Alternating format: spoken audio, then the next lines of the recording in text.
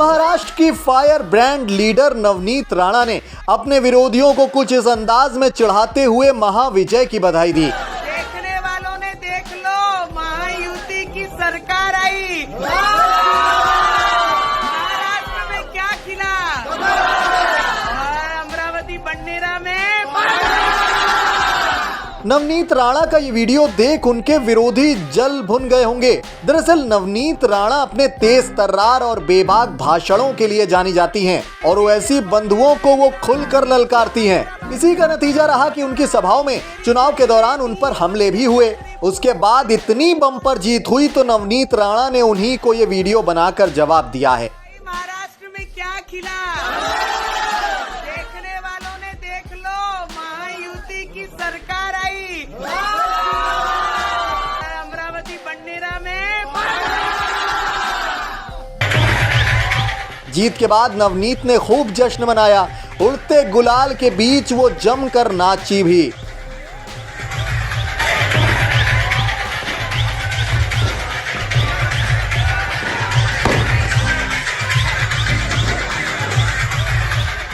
एक और जहां नवनीत राणा जश्न मना रही थी तो वहीं एक और सेलिब्रिटी के खूब आंसू निकल रहे थे।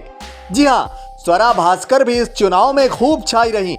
उनके पति फहाद हसन अड़ू शक्ति नगर सीट से एनसीपी शरद पवार की टिकट पर चुनावी मैदान में थे, लेकिन बुरी तरह मुंह की खा गए। मुस्लिम बहुल इलाके में खड़े हुए थे, फिर भी हार का मुंह देखना पड़ा। इस सीट पर पति के साथ स्वरा ने भी खूब पसीना बहाया था। मुस्लिमों को लुभाने के लिए पैगंबर की बात की, भीड़ को जुटाने के लिए रैली में ठुमके भी लगाए, लेकिन कुछ काम नहीं आया। नतीजे आए तो महायुति की महिला उम्मीदवार के सामने उनकी पति की करारी हार हो गई।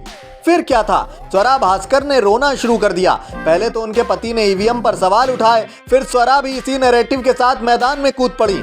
पहले सुन लीजिए उनके पति क्या कह रहे हैं। मेरा नाम फहाद अहमद है। मैं शरद चंद्र पवार साहब एनसीपी गठ से 172 अणुशक्ति नगर विधानसभा का उम्मीदवार था।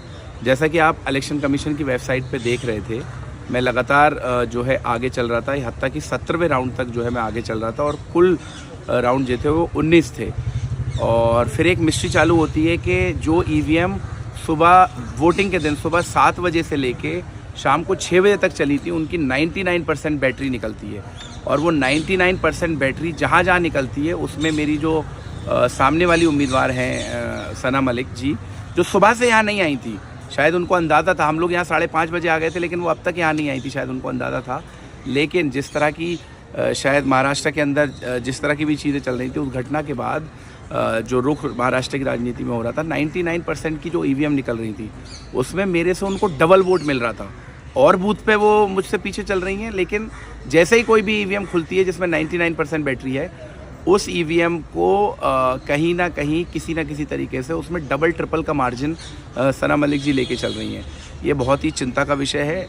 मैं इलेक्शन कमीशन को अभी लिख रहा हूँ रिकाउंटिंग के लिए, और मुझे पूरी उम्मीद है कि ये जो 99% बैटरी का जो मिथ है उसको लेकर कोई ना कोई जो है कारण और कोई ना कोई जो है जांच बैठाई जाएगी और उस जांच से पहले किसी भी तरह के रिजल्ट की घोषणा नहीं होगी। ये फहाद हसन है, 18 राउंड तक आगे थे, तब तक ईवीएम ठीक थी, लेकिन जैसे ही ये पीछे हुए ईवीएम गड़बड़ हो गई। पति के सुर में स्वरा ने भी सुर मिला दिए और स्वरा ने एक्स पर पोस्ट करते हुए लिखा, पूरा दिन वोट होने के बावजूद ईवीएम मशीन 99% कैसे चार्ज हो सकती है? इलेक्शन कमीशन जवाब दे। अड़ू शक्ति नगर विधानसभा में जैसे ही 99% चार्ज मशीनें खुली, उसके बीजेपी समर्थित एनसीबी को वोट मिलने लगे। आखिर कैसे? खैर, स्वरा जानती हैं कि दिल को बहलाने के लिए ख्याल अच्छा है गालिब। चुनाव तो हार गए, अब बहाने ही बना लें। स्वरा ने एक स्टोरी भी लगाई। इस स्टोरी में पति से लिपट कर रोती महिला की एक तस्वीर है। इसमें फहाद मोबाइल फोन देख रहे हैं और महिला रो रही है। इस तस्वीर को शेयर कर स्वरा ने कैप्शन में लिखा है, लीडर। हालांकि तस्वीर में लीडर महिला को संभालने की बजाय फोन में व्यस्त दिख रहा है। शायद इसलिए जनता ने फोन वाले नेता की बजाय जमीनी नेता को चुनना बेहतर समझा। खैर, आपको यहाँ ये भी बता दें कि मुंबई की अड़ू शक्ति नगर सीट पर फहाद आजमी का मुकाबला नवाब मलिक की बेटी सना मलिक के साथ था और इस सीट पर शुरुआत में सना ने बढ़त बनाई, लेकिन बाद में फहाद ने वापसी की।